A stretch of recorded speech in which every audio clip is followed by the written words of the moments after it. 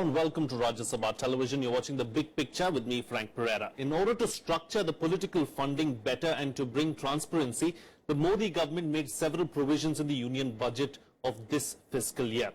An unprecedented announcement was made introducing electoral bonds, for which the government is gearing up to amend the rules of the Reserve Bank of India. The proposal has found favour generally, but the plan is seen as yet another attempt by the government to step on the turf of the Reserve Bank of India.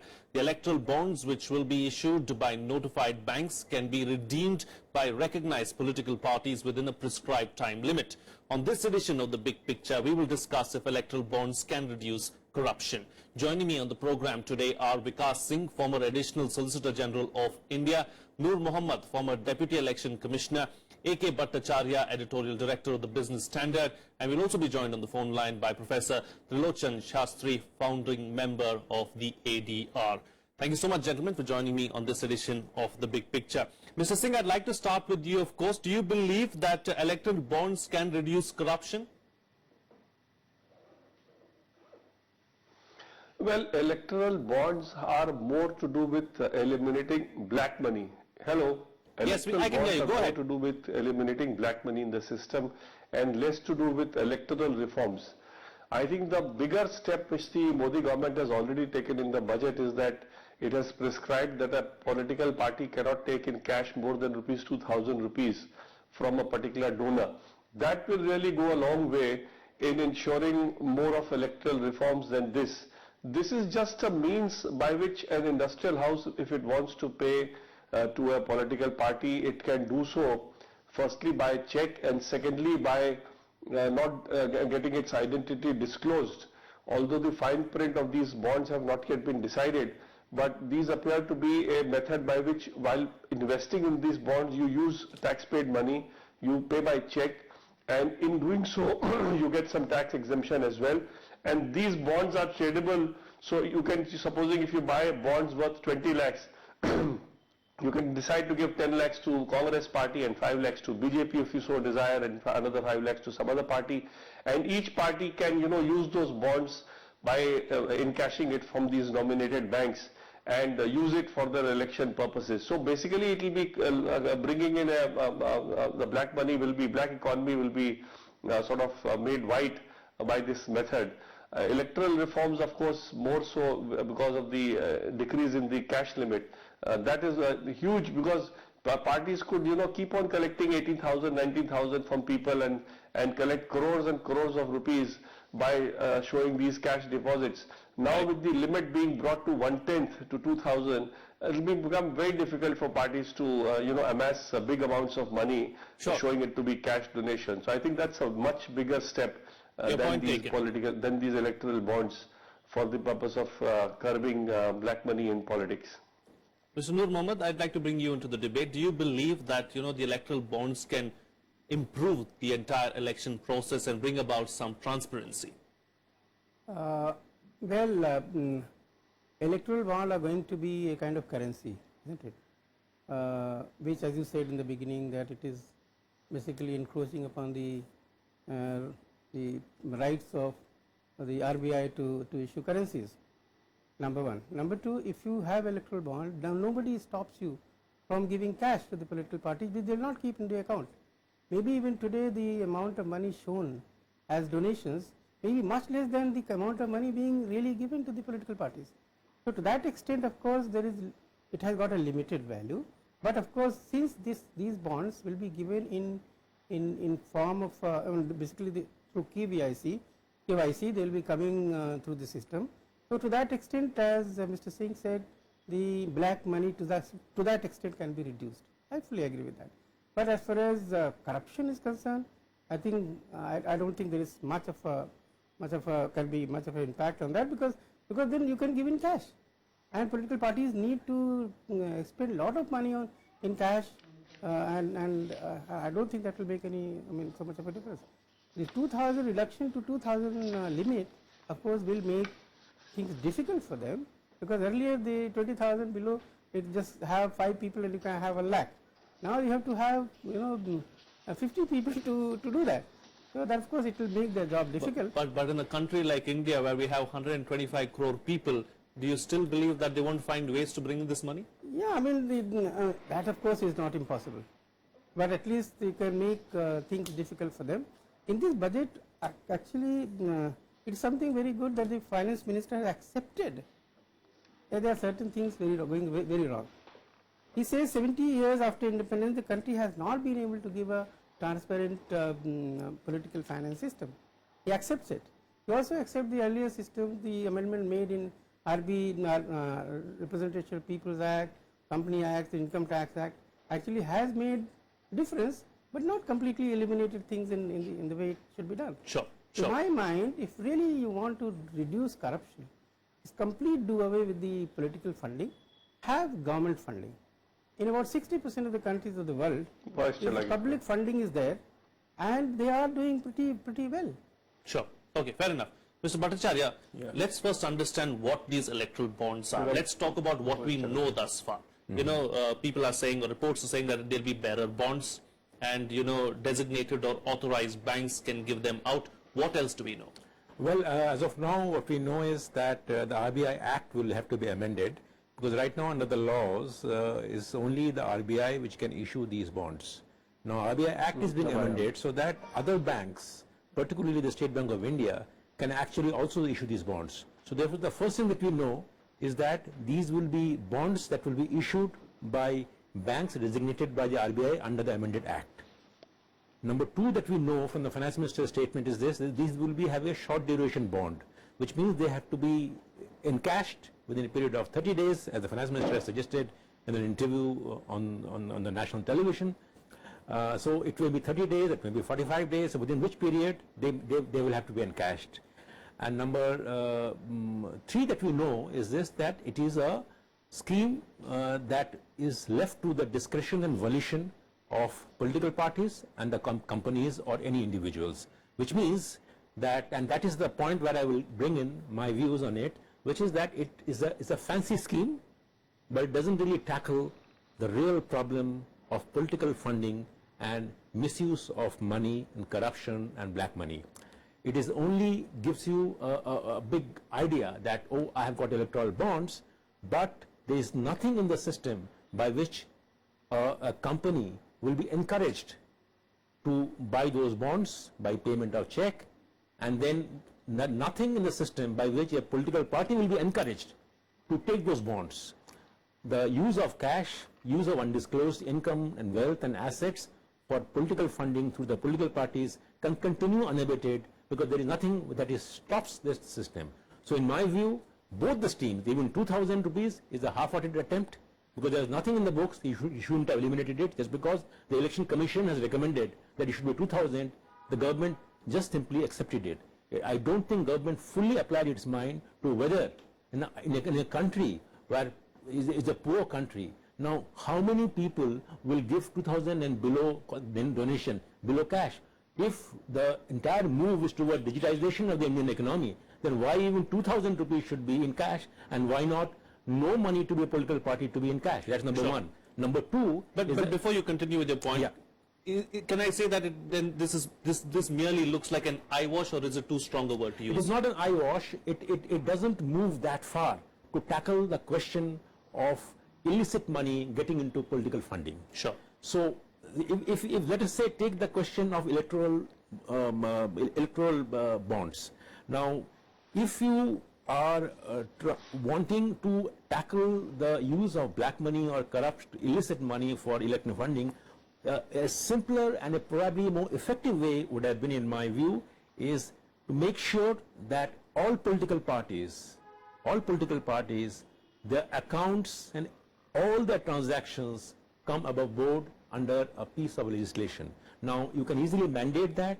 Now, right now, there are political parties that don't even file their return every year, and all that you come to know is 600 and 700 crore of money that is being used for this thing. And it is impossible to believe that the national parties will have such small accounts of business. So therefore, and finally, I would say that my colleague on this panel has suggested that government funding is the way out. In my view, in a country like of our size, government funding will be opening a Pandora's box, which will have many other problems in managing it, government resources, everything. Sure. We can discuss it later. Indeed, we will discuss it in detail in just a bit, but let me bring in Professor Trilochan Shastri into the debate as well, founding member, Association for Democratic Reforms. Professor Shastri, as far as these electoral bonds itself are concerned, this is the first time any country in the world will be doing something like this, something of this magnitude. Do you believe that the government should have waited, maybe consulted before taking this step? I don't think this is going to stop black money at all, because the source of black money is not being given through checks or through bonds. It doesn't even appear on the books.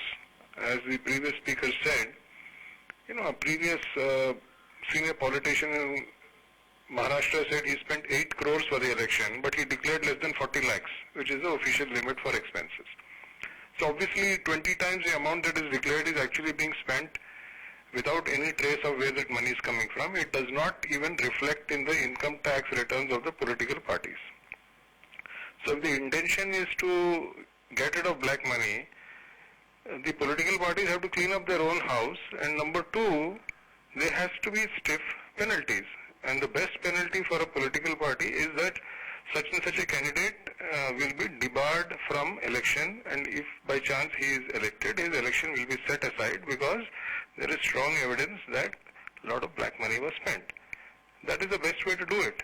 And I think our intelligence bureau, police, even the general public know where the black money is. You have to just go and catch it. Instead of that, we are doing something which is good headlines for the media, but it's not really attacking the problem. All right, your point taken. Mr. Singh, I want to come back to you now to a point that Mr. Bhattacharya was making about how the RBI Act needs to be amended so as to ensure that this particular electoral bonds comes into being. Now, for electoral bonds or bearer bonds can only be given by the government and the RBI for the time being. So if authorized banks need to give them, the RBI Act has to be amended. Does that mean that we are diluting the RBI? No, this is not diluting the RBI, because ultimately whenever a policy decision of this kind is taken, then it is a legislative mandate, and RBI is just an instrument which is to carry out the legislative mandate. So the mandate which the legislature gives to the RBI is determined always by the parliament. So if the parliament decides to bring in a law and to say that we want to introduce a particular bond for a particular purpose by amending the law, then that is the law which the RBI is supposed to, sort of regulate. So it's not, it can't be said that, and secondly, I don't agree with the other panelists that this is not going to curb. This will definitely have an impact, but it will not have a total impact, in the sense that, like for instance, a businessman or industrial house. Today, the only way to pay is by cash, because that's the only way, otherwise he gets exposed. So if he want to pay in this in the form of a bond, he need not generate cash, which he is otherwise doing in his business, because he feels the needs to patronize these political parties. So because the overall attempt of the government is to bring in more Mr. Singh, I'm just going to ask you to hold on for a moment, because Mr. Bhattacharya is countering what you're saying. Mr. Bhattacharya. Well, my sense is that right now a corporate or a company can make donations by check even now directly. Nothing stops him from giving a check payment. No. Nothing stops him from using a trust, which many companies have actually created trust. That has also been allowed. So to believe that right now the only way the companies can give money to the political parties through cash is probably a flawed thinking. Okay, go ahead, Mr. Singh. No, you didn't understand. You didn't understand what I said. You can pay by check, but in making the payment by check, you are exposed that you are supporting such and such party. If you were to do the bond process, electoral bond process, then your identity gets completely, kind of concealed, and nobody knows which political party, although you have used the banking channel, although you use tax-paid money, but whom that money has gone to, that identity completely gets blanked out. In the present check payment process, your identity is totally disclosed. So supposing you support a, say, Congress government, a Congress party when the election is there, and the Congress ultimately loses, then you are at the risk of, being at the mercy of the next government, which may be a different political party, and may victimize you. So the purpose of this bond is to ensure that even if you are wanting to use tax-paid money, your identity will be completely masked and your identity will not be known to anybody. Sure. When even the political party, if it wants to, the bank will not tell them, because this will be a bond which can just be traded at the bank. So the whole purpose is that if you are wanting to generate black money only because you didn't want your identity to be disclosed, this is a method by which you can use your tax-paid money and get some tax relief also in the process, and at the same time not disclose your identity. So to that extent, it's definitely a step in the right direction.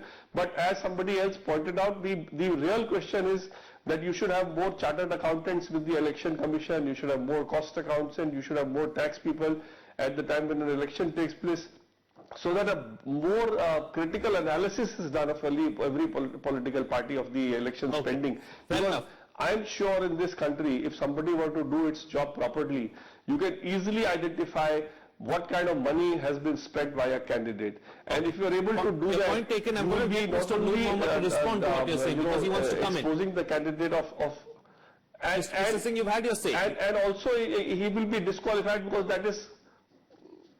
Sure. Okay. Mr. Noor Mohammad, you do not agree with what Mr. Singh is saying. I can see you shaking your head. I have reservations about the identity aspect of it, because even if you give by check, it is the information is with the bank. In this particular case also, there will be one bank issuing it, another bank accepting it. So the ruling party, whichever comes, you can always find out whether which party has lost, or who has paid how much. So I think this identity issue is not so clear. I don't think it is impossible to detect the identity of the person. So there definitely I disagree. About the public funding, as Mr. Bhattacharya had some reservations about it. My point is, it need not be completely government funding. You can have a trust, national trust, in which everybody puts in money. And election commission, on the basis of their performance in the last elections, maybe 10 rupees per vote or got or something, on the basis of that they can calculate and distribute it to political parties. So it is doable, it is not impossible, but of course it needs a political will. You know, my main reservation against any funding of that nature is that it is a past performance based principle, which I think throttles the ideas of new political parties, new political thoughts.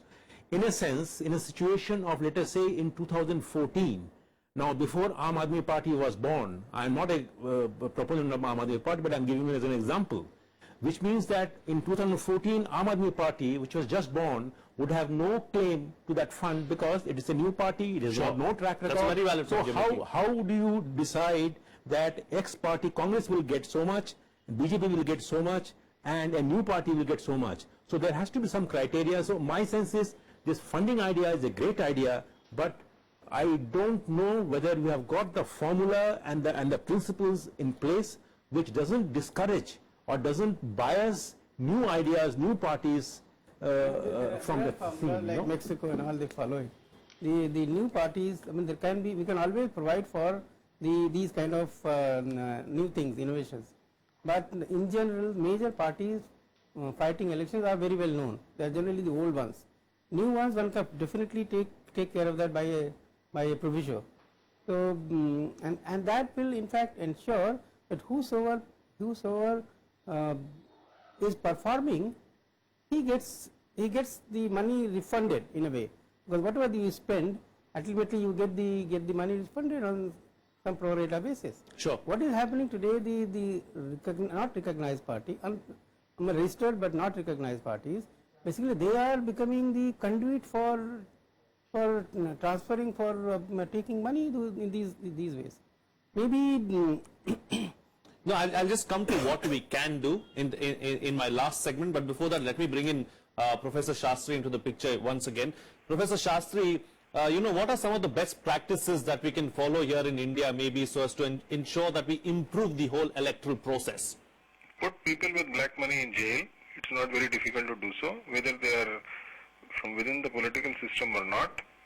That will send a signal that we are serious about black money. Because most of the money which is spent in the elections is not even declared. And I don't think we are even attacking that problem. So we need to put penalties on people who are indulging in corrupt practices. The other thing is, people are holding huge rallies with thousands and lakhs of people, Gadi, Ghoda, Bangla, so many things. It's very easy to make an estimate how much of money was spent. Number two, people are distributing money, liquor, gifts, daru, murga, all sorts of things in the elections. It is being openly done. It is a criminal offence under the Representation of People Act. So people who indulge in this kind of bribery should be debarred from elections. It's very easy to do that. And so one of the other speakers said that we should, chartered accountants and all are wonderful people, I respect them, but there is an election observer in every constituency. He or she should go out and check what those practices are and report to the Election Commission, and strict action should be taken for these. The first corrupt practice in the Representation of People Act is bribing of voters. We got to stop that. That is rampantly happening. So we are not really serious about preventing malpractices, corruption, black money during elections. I don't think all these bonds are going to make much difference. Okay, fair enough. Let's talk about the way forward now. Mr. Singh, what do we do so as to ensure, like I was asking Professor Shastri as well, to ensure that the election process is, streamlined, is more transparent, and ensure that voting itself takes place as we want it to? Well, if you see the Representation of People Act, even spending beyond the specified limit is also a corrupt practice. And a corrupt practice entails not only that you lose that particular election and your election is held to be null and void if you are supposing elected, you are also debarred from contesting for 6 years. Now what happens is the practice is that in the present scenario, firstly there is a not good audit of what actual expenditure you are making. So very few cases are actually made out of somebody having spent more than the limit, whereas everybody knows that every parliamentary constituency or every assembly constituency, the expenditure is in the range of 10 times of what is the nominal limit, sometimes even more. So that is the one aspect where the Election Commission needs to tighten up, and they have their powers under the Constitution are plenary, so they can involve anybody to find out the actual money spent in the election. That is number one. Number two, when a case for corrupt practice is made out, invariably the case goes on for years together, and that time tenure gets over, and virtually it becomes infructuous by the time the case gets decided. So that should all be done on fast track, and there should be dedicated courts in every high court to look at these cases wherever an allegation of corrupt practice is made out. If that is done, and if an election is declared within a year or so of the election as bad, then that will be very, very salutary, and people will know that this is just not an empty formality of filing a declaration of what you have spent, but that declaration will also declare your election to be invalid. I think if these two things are done, this will go a long way in cleansing the electoral process to a large extent. Indeed. All right. Mr. Noor Mohammad, would you agree with the points raised by him? Do you believe that the current machinery that the Election Commission has at its disposal, can it conduct free and fair polling and corruption-free polling with the present machinery, or do you believe that something more? Very impartially, because Election Commission at present employs expenditure observers who are senior revenue service officers. They know exactly how to calculate costs. And there are assistant expenditure observers who assist them and create a shadow register in addition to the records filed by the candidates. So they try to contrast the two and find out if there are any incongruities in that. But now tell me, in a particular case, for instance, years back, one candidate who hoped that he will be a candidate, he would go to a village, call the ladies under a peepal tree, give them saris, and ask them for blessings, and when the election comes, he doesn't do anything. He just passes them and say, look, I've got your blessings, you have already promised me to give you blessings, thank you very much, vote for me. Now, how to calculate that in this election expenses? It is very difficult to calculate all the expenses, even if you have all electronic sort of transaction in your electoral thing. This is number one. Number two, basically, if you have to be very fair to politicians also. If they have to fight elections, that means a lot of cost. So you have to find out ways how to reduce cost in electoral campaigns. Now, like for instance, one person comes, pandal is made, everything is made, and then he spends thousands of lakhs of rupees, and meeting goes for half an hour, 1 hour, and it is over. They dismantle everything. Why can't we have a general places for meeting? So that if one party A comes, does the meeting, party B comes, does the meeting, and actually that way that will reduce the cost of the entire arrangement of the public meetings. This is number one. Number two, today we have media. Why not like US and other places, most of the campaign is done in media. Why can't we encourage the campaigns through media? And thirdly, of course, ethical voting, people have to think if they have to sell their votes, they are going to get the type of government they deserve. Sure. Professor Shastri, your closing comments on the program, please. I completely endorse the recommendations of the previous two speakers. I think there's nothing much to add. If we can get voters not to vote for such people, and if we can take strict action against those who are overspending in elections, I think the problem will be sorted out. I have one request for the Election Commission though.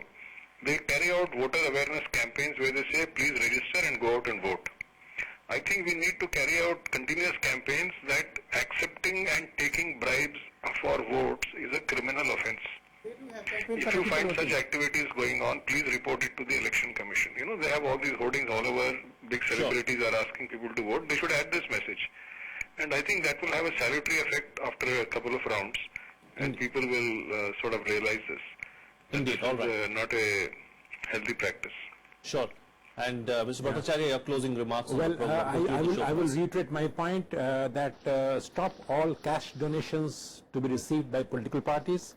Number two, that political parties must be made compulsory for all political parties to file their returns to the Election Commission every year, and parties that do not do so should be disqualified. And number three, a time has come where a more reasonable and more mature, keeping in mind the inflation rate, the election expenses probably is a limit, should be reviewed. Indeed. All right. On that note, we'll have a caller to wrap on this edition of The Big Picture. Vikas, Singh, Noor, Mohammad, A.K. Bhattacharya, Trilosh and Shastri. Thank you so much, gentlemen, for joining me and putting things into perspective for us. That's all the time we have. See you again next time.